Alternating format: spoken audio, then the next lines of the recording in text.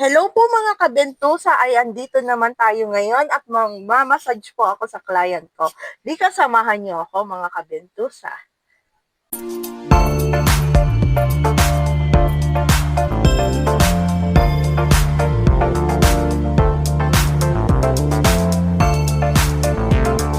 Ngayon po mga kabentusa ay andito na ako sa bahay ng client ko. Kaya papasok na ako dito sa loob na to. At magmamassage na po ako sa client ko. Andito na ako mga kabentusa. Ang bahay nila. At papasok na ako dito sa client ko. Mga kabentusa ay pauwi na ako ng bahay. At home sweet home mga kabentusa.